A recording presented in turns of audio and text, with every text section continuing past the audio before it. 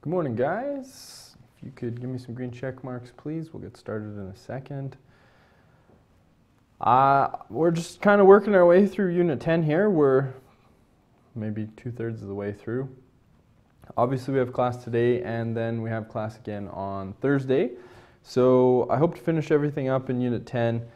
Thursday's class is scheduled for 2 hours and a bit, but we probably won't need all that time just because I don't want to start a new unit before the break. So just moving towards the break at the end of the week, we have Units 1, 2, and 3 should be done.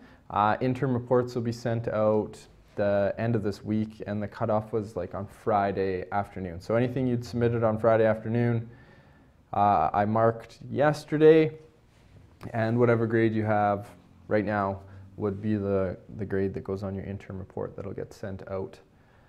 That'll get sent out probably Thursday or Friday, depending on how busy we are. So there you go. Yeah. Did anybody have any questions before we continue on with Unit 10? So last day we were talking about earthquakes and volcanoes, and we'll just continue on with that stuff. And then, yeah, shouldn't take too much to get through it all. So last day we were talking about kind of the relationship, thank you, Kyla, that was last week. The relationship between plate tectonics and earthquakes and volcanoes. So you have these plates, and at the edges of the plates where the plates meet, you end up with earthquakes and volcanoes happening. So this image is showing earthquakes. The red ones are the shallow ones, the blue ones are the deep ones. And we're just going to look a little bit further into earthquakes today, as well as some stuff to do with volcanoes. So we talked a little bit about the Ring of Fire around the Pacific Plate, the most sort of seismically active place in the world where we live. We talked about the Hawaiian Islands and why the last island, the newest island, is the largest. As you go back in time, weathering occurs and the islands get smaller and smaller. So that was kind of an important idea. Talked a little bit about the super volcano under Yellowstone National Park down in the States in Wyoming. And that's where we left off. So today we're going to talk a little bit more about earthquakes and seismic waves and how we know some stuff about the layers of the earth. And we'll look a little bit more specifically at seismic waves and how we can record them and things like that. So seismology, or a seismologist, is a person who studies seismic waves. So the Earth is constantly moving in terms of the plates, and there's earthquakes happening all the time. Sometimes the earthquakes are really small, which is a good thing because they don't cause a lot of damage. As long as you get a lot of small earthquakes, that means the plates are moving and they're not getting stuck. It's when you get a period of inactivity, so no earthquakes for a really long time, you start to worry. And when we're talking really long time on the scale of geology, we're talking sometimes hundreds and thousands of years. But generally speaking, those plates are always moving about 2 or so centimeters a year. So the image above me here, above my head, is a seismograph. And basically what happens is there's essentially like a roll of paper here that just keeps sliding through. And then you get a pen, and the pen just kind of sits on the paper. And when things start to shake, the pen goes up and down, and then you could measure the distance from the center up to the tops of these peaks or the bottom, and that tells you how strong an earthquake is. So we'll start to see that the signs of an earthquake are always the same. They always have the same sort of stages in terms of these waves. Knowing information about the seismographs, we can figure out how far away the earthquake is, how deep it is, how strong it is, so we can find out a lot of information. But we always need 3 in order to triangulate the exact location. So there are essentially 3 types of earthquake waves. You're going to have your L waves, your P waves, and your S waves. So P for primary waves, that's the first wave usually to come through an area. S is a secondary wave, and then L is it's called a love wave. It's named after a scientist. and it's a type of surface wave that kind of rolls on the surface. And we'll look at how we can determine what the interior of the Earth looks like based on these wave types. Has anybody ever experienced an earthquake before or been in an earthquake? Big or small?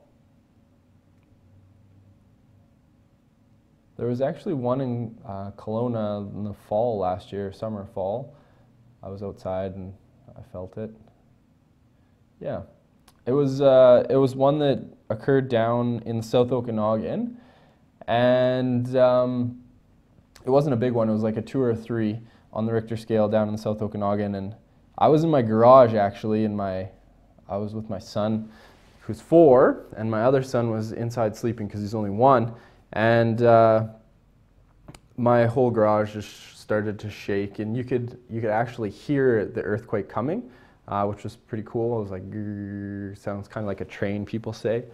And the whole garage started just to rattle. Everything just kind of rattled a little bit. Nothing really fell off the walls or anything crazy. It was a pretty minor earthquake. And I said to my son, I'm like, hey buddy, that was an earthquake. And he's like, what's an earthquake?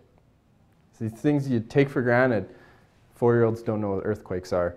So I had to explain it to him. And then I ran inside, I'm like, you know, my wife, there's an earthquake. She's like, oh, I thought you started your car. I was going to get mad at you for waking up the baby. But anyways, the baby stayed asleep. There was also another earthquake when I was in high school, and it was down in the Seattle region, and I was at Kelowna Secondary School, and the classroom I was in was kind of on stilts. Below it there was parking for like bicycles and things, and everything kind of rattled.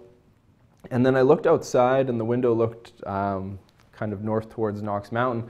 And when the L waves came through, because the ground kind of goes in this wave-like motion, when the L waves came through, I was looking out the window, and Knox Mountain would disappear, and then it would reappear, and then it would disappear and reappear. And I think that Seattle earthquake was about a 5 or a 6 that happened in the late 90s. And we felt it in Kelowna. That was a pretty interesting one. Felt really sick to my stomach on that one just because the ground moves so much. So these are pretty common things that people say when they talk about earthquakes. So this table, I believe you have it in your notes, just kind of a summary of the different types of waves. So the first wave, the P wave or primary wave, is a compressional wave. So they kind of go back and forth like this. And the sound of my voice is actually a compressional wave as well. And basically, it's the first to arrive, it's the fastest. Basically, the ground is just getting squeezed and stretched, and it's happening in the same direction as the travel of the wave. So that's your P wave. The second one is the secondary wave, and this is what we call a transverse wave. This one's kind of weird to think about, but if you've ever been to a stadium or if you've seen people in a stadium do the wave, you know, like big sporting events, people do the wave, they stand up and it kind of goes around the stadium like a hockey game. That's a transverse wave. And when you think about it, it's kind of weird because if I'm a person in the stands and I am doing the wave with all the people in the stands, I'm going up and then back down, but the wave is going around the stadium. And all I do is go up and then down, and the wave just goes around, and people go up and it goes around and around. The wave's going, you know, perpendicular to me. It's going that way or that way, but I'm going up and down, which is kind of weird when you think about it.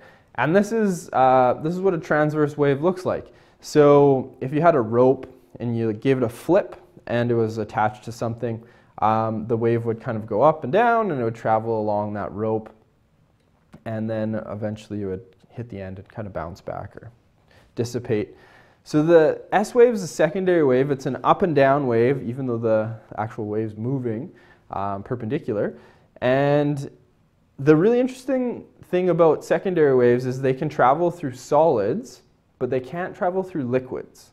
And this is why we know that the outer core of the Earth is liquid, because when we start looking at seismic stations around the world, when an earthquake happens, we end up with a shadow where no S waves get transmitted, because we know the core or the outer core of the Earth is made of liquid. And then we have the L wave. These ones travel along the surface, and it's just kind of like what you think of kind of as like an ocean wave. It's usually the slowest it's like a rolling up and down motion. And the L waves are ones that'll do a lot of damage because the ground moves so much. And it's kind of weird to think that the ground that's concrete and rock and things like that, to think that it can move up and down. And it can. It's pretty incredible that the amount of energy released in an earthquake that can actually make the solid ground, dirt, rock, move up and down in like a wave-like manner. So we'll watch two little videos here, and then we'll talk a little bit about it. So first, on the left here, this is just a short little clip showing you the different type of wave fronts. So in a longitudinal wave, the disturbance that makes up the wave is along the direction in which the wave travels. So longitudinal waves are also referred to as compression waves. Representing the ground. In a transverse wave, the disturbance that makes up the wave is perpendicular to the direction in which the wave travels. Even though the hand is going up and down, the wave is moving across, which is kind of like the wave in a stadium.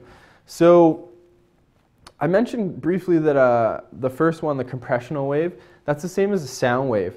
And you may have heard this before. Has anyone heard that animals can sense earthquakes before they occur? Has anyone ever heard that before? Yeah, it's very common, and it's actually true. We'll look at a video of it here in a second. There was I forget what there was an earthquake recently. Anyways, they had some security footage of a zoo, and the animals kind of go berserk before earthquakes occurred.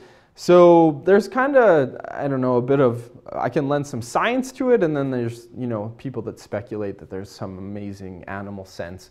But because the first wave, the primary wave of an earthquake is a compressional wave, and sound waves are a compressional wave, what can happen is the earth, when it's compressing, it's vibrating, it can vibrate into the air. And sometimes the wave travels a little bit faster in the air. So when we say animals can sense earthquakes, it's not like they're using some sixth sense to sense the earthquake. They can literally just hear sometimes lower frequencies than humans, and that gives them this amazing ability to sense an earthquake. They just hear better than we can.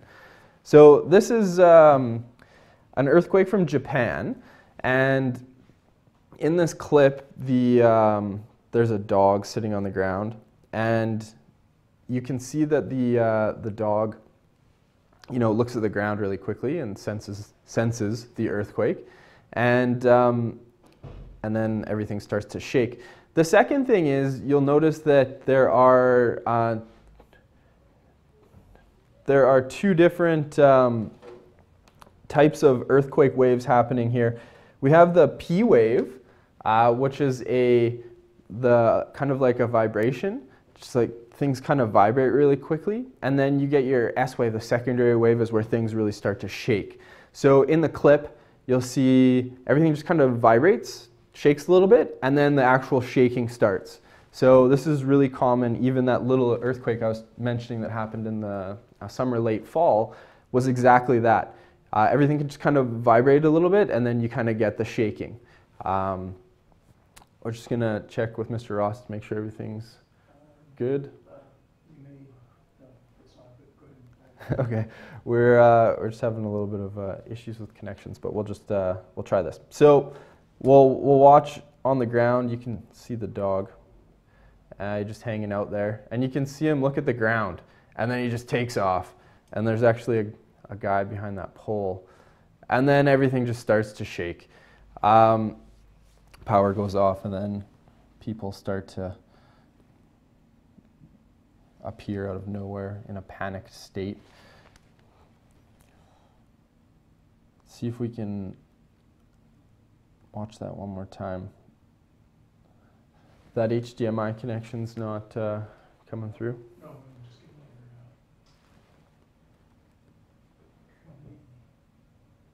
getting your desktop. Okay.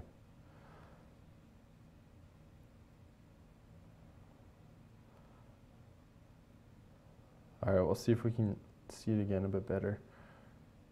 The frame rate drops off pretty bad. So you can see the dog, he looks at the ground and then he runs away, but he's not really sensing the earthquake, that just he can hear it, and then everything starts to shake.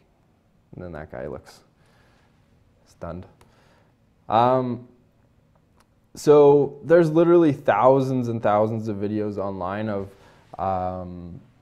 security footage of earthquakes happening. They all have really, really similar characteristics. You get that P wave where things just go and just kind of like a vibration. And it's really common to, like, if a big truck went by your house or something, if you live near a highway, everything just kind of vibrates. And then the earthquake happens, the S wave comes and things start shaking and, stuff falls off shelves and stuff. And it's always the same. And the further you are away from the earthquake, the longer the distance between the initial P wave, the shaking, and then the actual, the vibration and then the swaying. So we can use a seismometer, we can use a graph just like the one above my head here to determine how far away the earthquake is exactly. And if we can figure out how far it is from 3 different places, we can use that information to determine exactly where the earthquake is. And that's, of course, the focus is where it's happening under the ground. The epicenter is the point directly above the ground where it occurs. Another interesting thing about a seismograph is that it's a logarithmic scale. So we don't talk about logarithms until math in grade 12. But on a very basic level, each step on the seismic scale is a multiple of 10. So if you have a 1 on the Richter scale, that does some damage. And then you go up the next level on the Richter scale. If you go to a 2 on the Richter scale, that's actually 10 times stronger than a 1. So if you go from a 2 to a 4, you've gone 2 steps, so that's 10, and then another 10 times. So the difference in the magnitude between a 2 and a 4 is actually 4 is 100 times stronger than a 2. And a 5 is 1,000 times stronger than a 2. And a 6 is 10,000 times stronger than a 2. And a 7 is 100,000 times stronger than a 2. So it's a logarithmic scale. Each step you go up the Richter scale is an increase of 10 times in strength. So we'll look at some information about the Earth, and then we'll talk about the Richter scale a little bit more. So let's say we had the Earth and we cut it in half and we had an earthquake occur somewhere. Now, earthquakes release massive amounts of energy, especially the bigger ones, like anything above like a 3 or a 4 can be usually recorded at seismograph stations all over the world. Now, we know that S waves can't travel through liquid. We can do tests on Earth. We can like put seismographs on either side of like a lake or something, detonate a bomb and just wait for those S waves to travel through the water, and it won't. So S waves don't travel through liquids. If we think about what happens when an earthquake occurs is at the very top we have the epicenter where the earthquake's happening, and then all the waves travel kind of through the Earth. But if we look at seismograph stations, so let's say every time one of these little arrows reaches the far side, there's a seismograph station there. When we look at seismograph stations, we find that we end up with this big S-wave shadow zone all the way across the bottom. So if you had seismograph stations all down along the bottom southern part of the Earth, you'll find that no red waves make it through, no S waves make it through, because the outer core of the Earth is actually liquid. And that's how we know what's down there. Remember, we've only been down about 12 or so kilometers, and this thing is 12,000 kilometers thick. So our Earth is very thick. We've only literally scraped the surface of it, and we can test these types of things with seismograph stations all over the world, and we always find the same things, that the S waves we know can't travel through liquid, and we end up with this big shadow on the bottom. So that's how we know the outer core is made of liquid, for sure. For sure liquid, because we can't see those S waves traveling through it. You end up with some other interesting things. The waves kind of curve through the Earth because the Earth's a sphere, and they kind of bend through the core as well. So that's why we have a bit of an idea what we think the core is made of, just because we have very precise measurements of time and seismograph readings, and we can figure out exactly how that wave got bent through the core, which gives us a really good idea of what the interior of the Earth looks like. And they don't always have to be earthquakes. Sometimes bomb detonations will actually induce the same sort of things. When we detonate really large atomic weapons on Earth, the waves travel through Earth. Costin, generally speaking, the S wave is bigger than the P wave. The P wave, kind of peters out over long distances, and then you end up with the S wave. The S wave and the L wave are the ones that do the most damage. So the P wave is just kind of a vibration. That's not going to really do much unless something kind of vibrates and falls off a shelf. But when you get to that S wave, the secondary wave, that's when things really start to shake, and stuff just constantly is just, falling off walls, and things are falling over, and shelves and whatnot. If you just start watching random videos of earthquakes on online, you'll find that it's always the same. Things just start to vibrate, and then things will start to shake. And you can always see the P wave hit, and then you can see the exact moment the S wave hits. Yeah, there's tons of earthquakes that happen around our area. There was one off the coast of BC just a few months ago.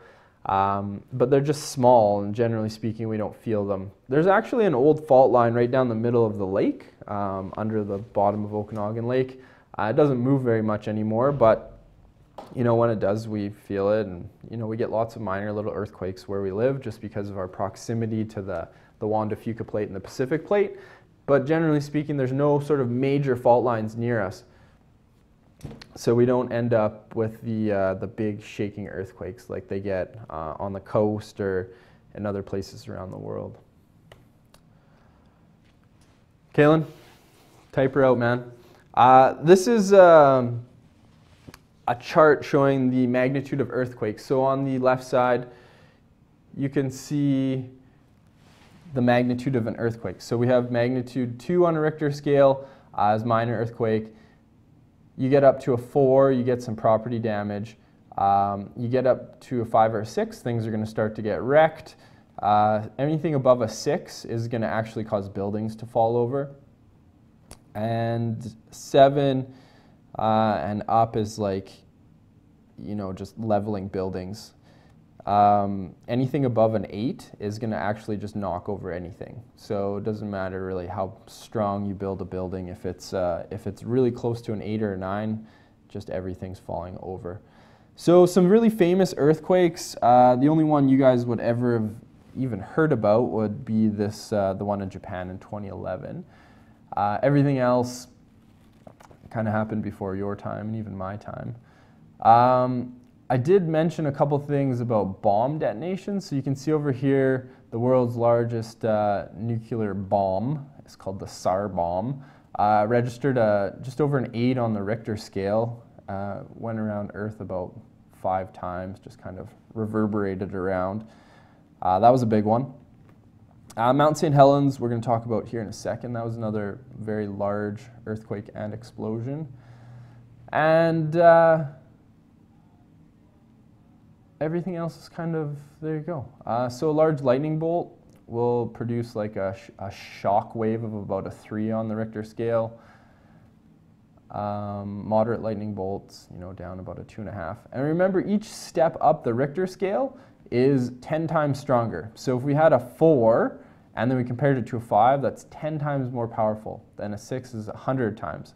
This is 1,000 times, 100,000 times, 1,000,000 times. You get up to 10 compared to a 4 is 10 million times stronger, which is absolutely incredible. Kaylin, I haven't had a chance to read your story, but I will. We think that there's an upper limit to the actual amount of energy that can be released in an earthquake, and we think it's just above a 10. We don't think that the Earth can physically, release more energy than that in an earthquake, which is kind of amazing to think about. So there you go. The scale kind of behind my head here shows the equivalent in amount of explosives. So if you took 123 pounds of TNT and lit it off, that would be like a 2 on the Richter scale. And you notice how quickly on a logarithmic scale these numbers go up. So You go to like a 5 on the Richter scale, that'd be 4 million pounds of TNT. So you're talking a really small atomic bomb. The bomb they dropped on Hiroshima was 123 million pounds of TNT. Then you're already up to 1 billion pounds. And then like the Chile earthquake of 1960 was, you know, in literally the trillions of pounds of TNT, which is a number that, you know, you couldn't even fathom creating that much dynamite. All right, Big Bahama or something like that, a roller coaster in Canada's Wonderland, but the big earthquake was going on the entire time. My brother and dad didn't notice. It'd be devastating if you were like really excited to experience an earthquake and you were on a roller coaster and you just had no idea. Yeah, you like missed out. At least they're having fun on a roller coaster.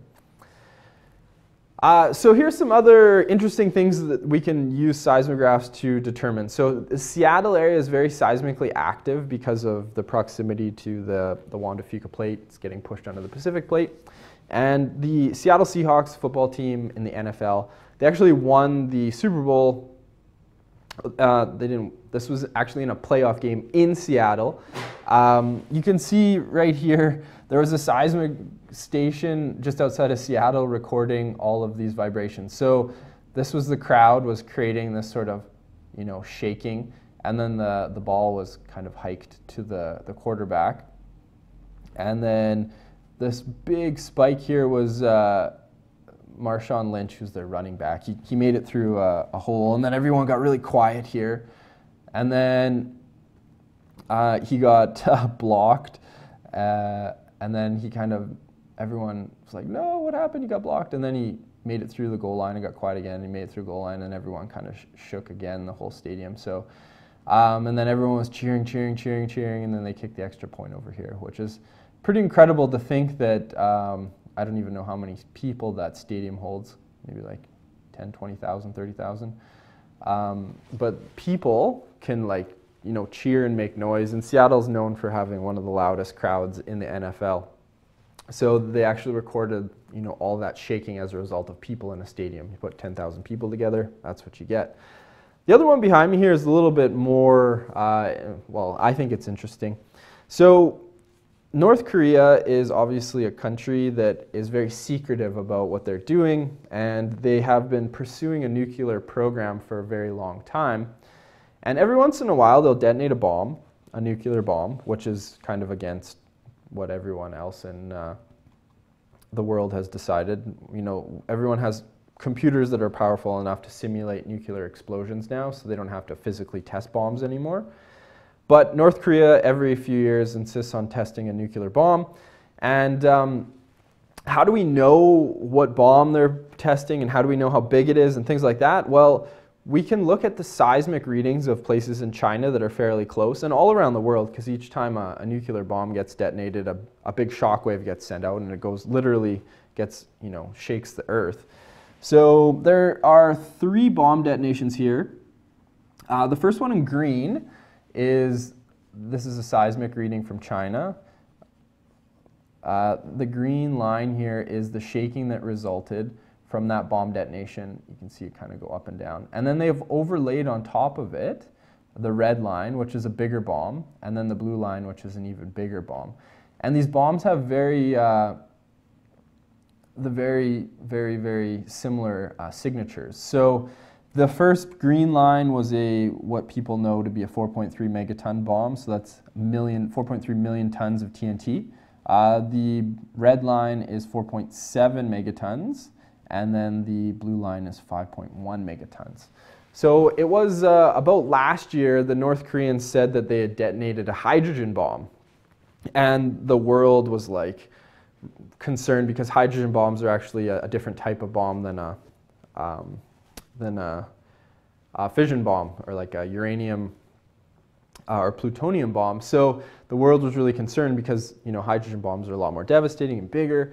And when they said, yeah, you know, we successfully detonated a hydrogen bomb, the world looked at the seismograph readings. When I say the world, I'm talking about like the United States and China and all the kind of superpowers. And they said, you know what, North Korea, we don't think that that was actually a hydrogen bomb, because the seismic readings from the area around it in China and South Korea seismic readings showed that the actual shaking wasn't quite big enough for a hydrogen bomb. So very interesting that we can study. We don't have a lot of information coming out of North Korea, but we can study what's going on in North Korea based on the sort of seismograph readings in the region.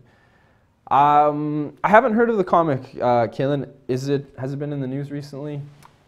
There's all sorts of crazy stuff always coming out of North Korea. I don't know. I'm just fascinated by North Korea. To have a country on earth that, doesn't share and just kind of does its own thing, and it's just human rights violations and abuses and whatnot. It's just amazing that can exist in this year, but it does. This is another one, and again, you guys weren't even born. Okay. Yeah, they're crazy. So September 11 in New York, 2001, was obviously a pretty interesting time. Terrorist attacks on New York City, and the seismograph here kind of just goes across, and then it starts again on the next one and goes across and starts again on the next one. So this was a seismograph reading just outside of New York, and you can see that you just have this kind of regular everyday noise happening, and then when the first plane hit the first building, there was a big shake. So that's registered there. Nothing happening. And then you get the second plane hit the second building, and that shows there. And time just kind of keeps cruising along. And then when the first tower fell, you get this massive spike. So this red line goes from here all the way up to there. That was the seismic reading as that tower collapsed. First collapse, and then you have your second collapse down here. And again, this massive spike, massive amount of energy release when that second building fell. And again, we can, Leeds, yeah, 1 month old. We can see, again, seismic readings can measure things that are happening. Planes hitting buildings and, towers collapsing and whatnot can be kind of recorded with these seismic stations. They're very, very precise, very, very accurate, which is pretty incredible to think about. I imagine that, yeah, it's one of those kind of things, and hopefully in your lives you'll never have to, think about that or deal with anything in that regard. But yeah, everyone I know remembers exactly where they were when that terrorist attack happened, which is unfortunate. All right, so I'm going to ask you some, pretty basic questions, and you guys will know the answers to them. So we're going to talk about the cool things that happen on Earth. And they always happen at plate boundaries. So what's the tallest mountain on Earth? And it actually occurs at a plate boundary. Tallest mountain, everyone knows this one. Mount Everest. Okay, so where is Mount Everest? Do you guys know where Mount Everest is? It's kind of like in the mountains. Mount Everest is not in Washington. Mount Everest is in no. You guys really don't know where Mount Everest is? Josh, you're getting warmer. Yeah, Nepal, Tibet area. It's kind of on the border between, China, Nepal, Tibet in that sort of region. So this is a picture of the tallest mountain in the world. If you know anything about the geography of Tibet, there's not any sort of lakes or water around. So what are we looking at here? If this is indeed the tallest mountain on Earth, what do we think? This is an ocean right here. Ocean. These are condos. Nice condos on the ocean front. Holy cow, what's going on here, Mr. Borden? You're losing your mind.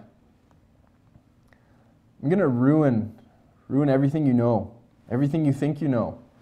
The tallest mountain on Earth is not Mount Everest. It was a trick question. Did I get you? I think I got you. The tallest mountain on Earth is actually, does anybody actually know what the tallest mountain on Earth is? No. Clearly it was a trick question and nobody knows. Now you can dazzle your friends and parents with your knowledge of the tallest mountain on Earth. So Mount Everest is indeed the highest mountain above sea level. Eric, you're right, yeah. So Mount Everest is 8,841 meters high above sea level. So if you went from sea level up to the top of Mount Everest, that's just over 8,800 meters. But this is a picture of Mauna Kea, which is the Hawaiian island, the most recent, the newest Hawaiian island, the big Hawaiian island. And if you measured Mauna Kea from the bottom, the plane of the ocean floor, so this is kind of like a sort of a cross-sectional, not cross-sectional, but a view if the ocean didn't exist. So this is sea level here. If you went from the bottom, so the ocean floor is right here, to the top of Mauna Kea, which is over here, it's actually 9,330 meters tall.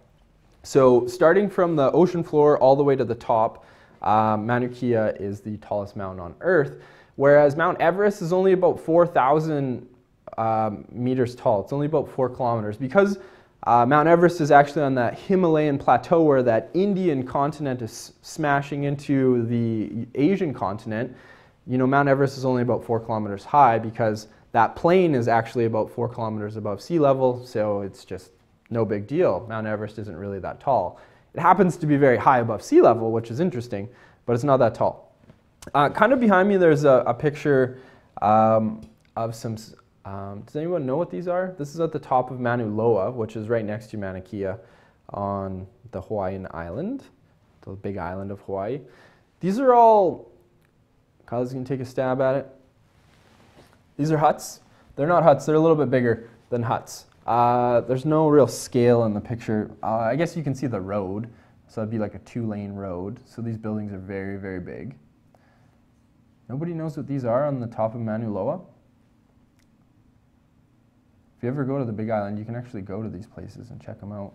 These are actually telescopes and some other scientific equipment. And they are on the top of this mountain, which is about 4,000 meters above sea level, which is pretty cool. So this is Hawaii, and on the Big Island of Hawaii, you have snow on the top of the mountain because it's just so high. The air is so thin up there, it's so cold that when it rains, it actually falls as snow. So you could go to Hawaii and go skiing if you wanted.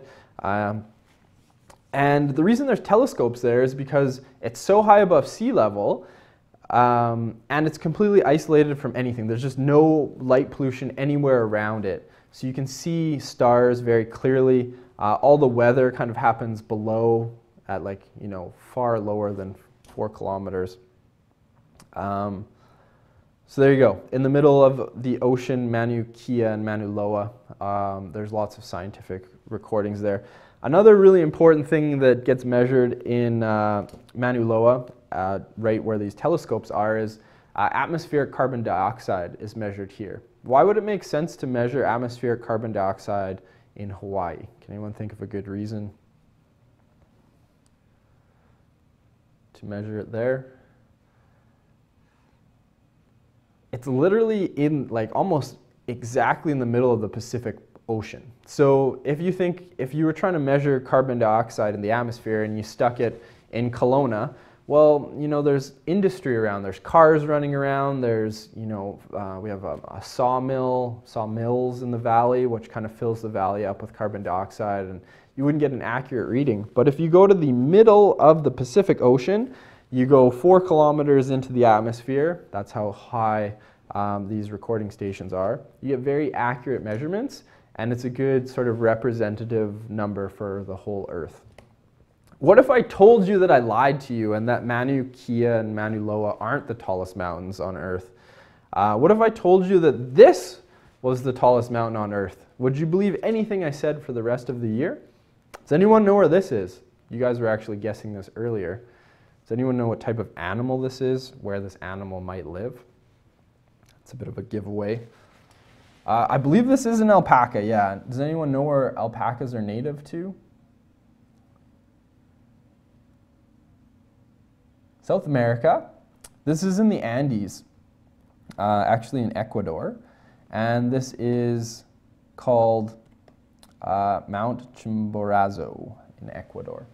And if you are defining mountain, so it depends on what we're talking about when we say the tallest mountain. So we know Everest is the highest above sea level, Mauna Kea is the highest from the base all the way to the top. But one interesting thing happens with Earth, because Earth is, we think of it as a sphere, but it's not a sphere. Because it's spinning, it kind of gets squashed down a little bit, because when things spin, they kind of expand a little.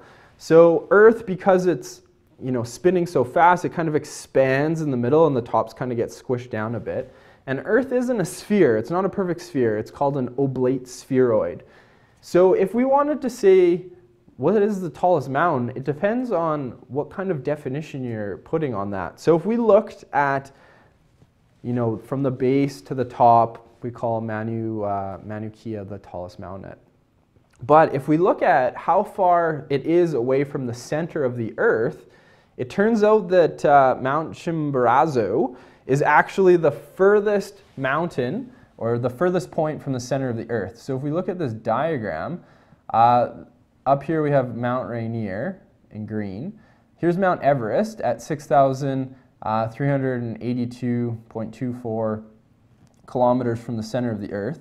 And then because Mount Chimborazo is so close to the equator, and the Earth kind of squishes down and gets, a little fatter in the middle, it's 6,384. So it's actually 2 kilometers further away from the center of the Earth than Mount Everest.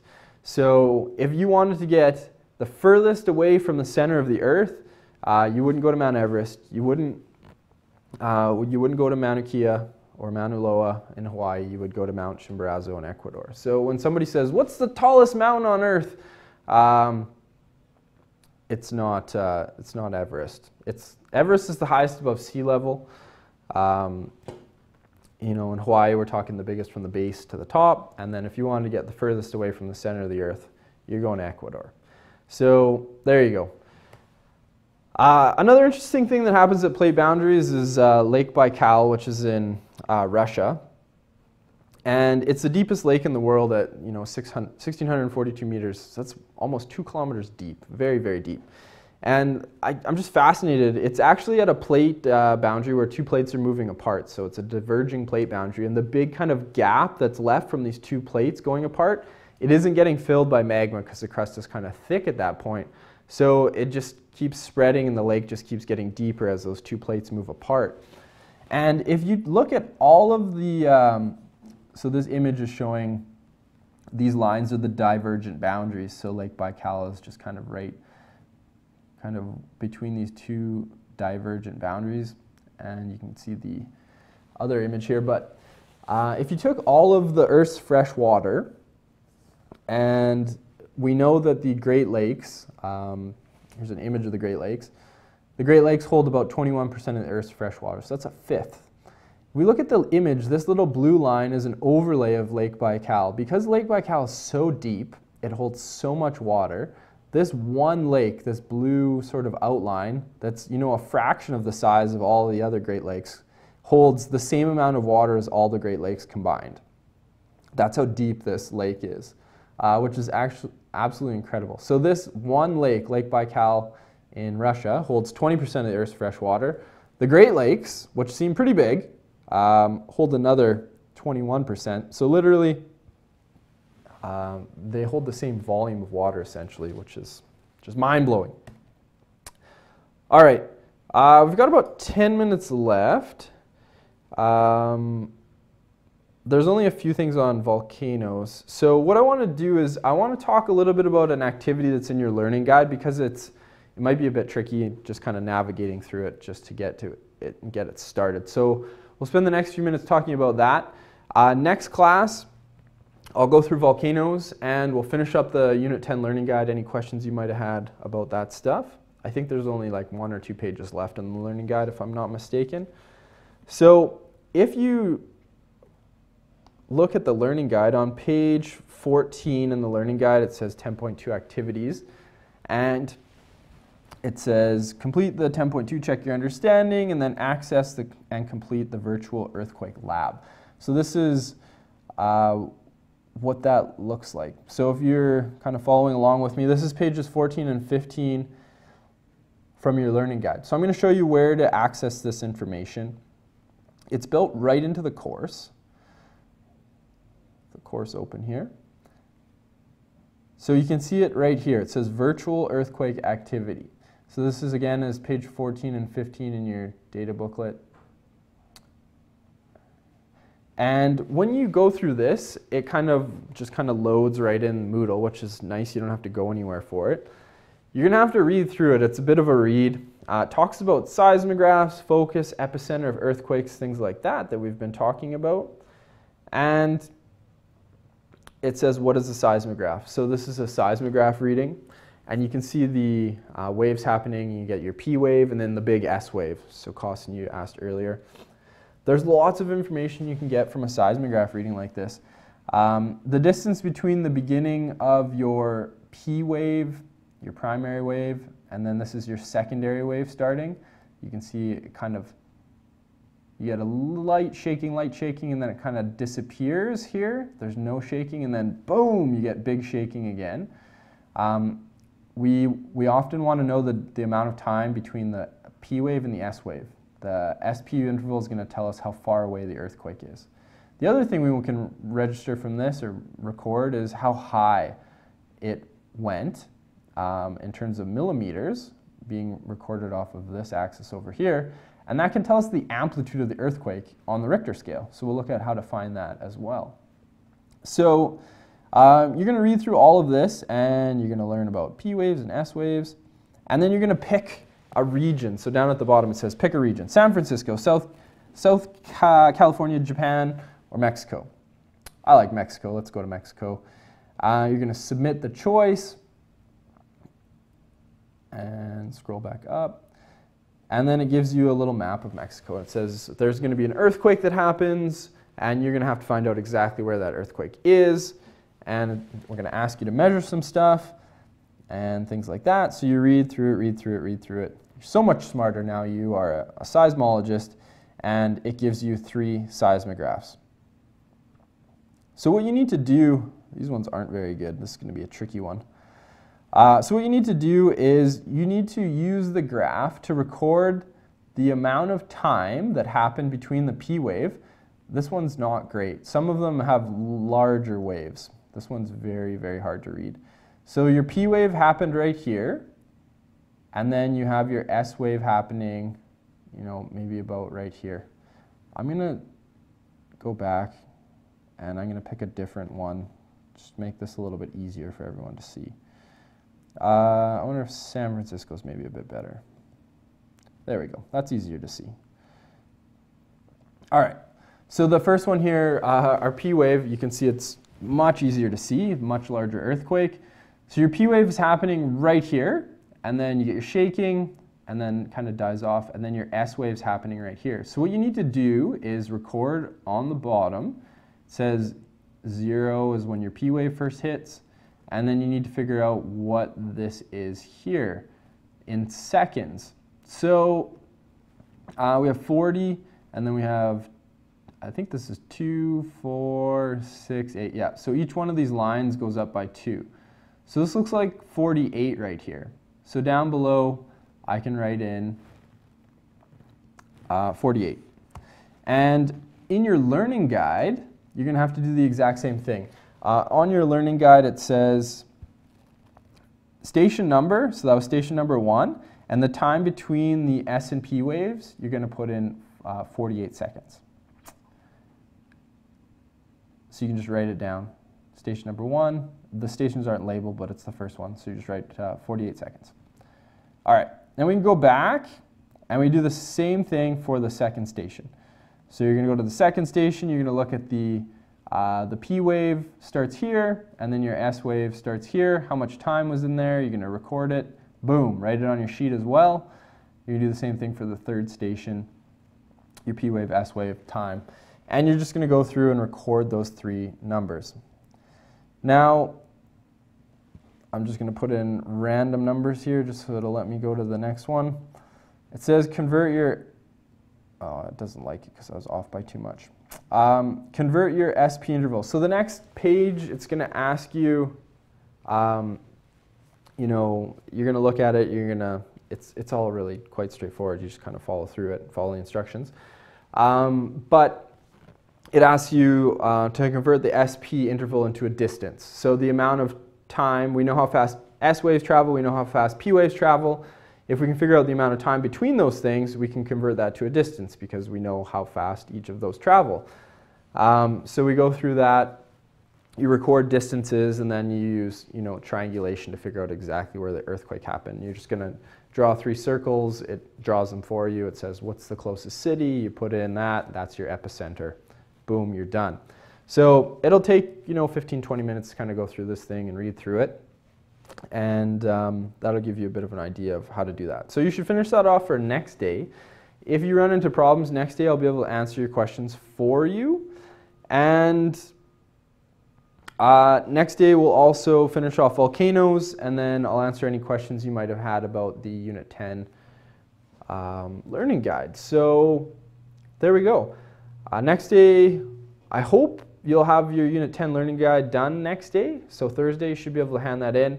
And then I'm going to say, finish the Unit 10 test before the end of March break. But if I were you and I finished my Unit 10 learning guide on Thursday, I would really, really want to get this test done before March break happened. So, Unit 10's due at the end of March break, but you could get it done on Thursday if you really played your cards right. So, does anybody have any questions about that? Anything in regards to this stuff, using the earthquake thing? I know a couple of you, Jesse and Madison, you guys use Max. This should work, I have a feeling. There's another activity that kind of looks like this one that actually doesn't work because it has Java. So I don't think this has any Java in it. Should be okay. Costin, did I answer your question about how to find the time? Or was that, I didn't see when that question popped up when I was talking about it. So you got it figured out, or do you want me to kind of go through that again? You're just reading the bottom axis of the graph has the time in seconds, kind of. Okay.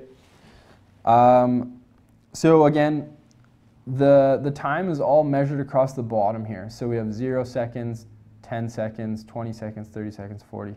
So that's a minute of shaking. If we're, earthquakes can last and shake. Like this is violent shaking for almost a minute, which is incredible. Big earthquakes like, anything above like a 6 or 7 can last for, 5 minutes or longer. Aftershocks can be really strong. So Costin, when we're measuring the time, your P wave will always start at 0. So all 3 of these graphs have the P wave starting at exactly 0. So what you need to be able to do is locate the beginning of the second wave, or the S wave, the secondary wave. And that looks like it's happening about here. So if I go from there and I go straight down, down, all the way to there, it looks like it's happening in about 49 seconds. And you're just going to have to estimate the best you can. So 49-ish seconds. So the difference between 0, your P wave hitting, and your S wave looks to be about 49 seconds. So the beginning of your first wave happens here. The beginning of your second wave happens here. So you're going to put in 48 or 49. I said 49. So 49 seconds. And then record it on your sheet on your data booklet. So that's what you're going to do. You're going to do that 3 times. If you pick, like the first one I picked was Mexico, and it was just terrible. You couldn't see the waves. They weren't very big. Just pick another city so it's a little bit easier to see. Even the second graph here, yeah, the second one's maybe the hardest one to see there. It's a little trickier. You don't have quite the same, level of shaking. But you can kind of get an idea of where it is. It looks like to be about, I don't know, I would just estimate 72 seconds if I were to just look at it real quick. There you go. So I'd be happy to go through that next day with you guys if you run into issues. I'm going to just call it there for today. And again, next day we're scheduled for 2 hours, but the volcano stuff will maybe take 15-20 minutes, and going through the learning guide will be another 10. So we'll probably only be for an hour or so next day. So show up at 9 and we'll be probably done around 10. Unless you guys have a bunch of questions from the learning guide, then we can stay and talk about them for as long as we need to. So I'm going to leave you guys there. Have a great afternoon. It is Pi Day today. Mrs. McIntosh, our grade 7 and 9 teacher, is very excited about it. She's a math person. She has her master's degree in math. There are some Pi Day activities happening here. There will be Pi at McWilliams Center, so if you're interested in some Pi and some math games and some other stuff, you can come on down, I believe at 1, maybe 2. I'll send out a message. I'll go check with her and see when it is, and I'll send out a message. So if you're interested in that, you're welcome to come, hang out, do some math, eat some pie, free food, always a good thing. And the math games are just for fun, so nothing too serious. So there you go. That's happening today. No field trip on Friday because it's March break, and I'll see you guys on Thursday. So have a great afternoon, and we'll see you soon.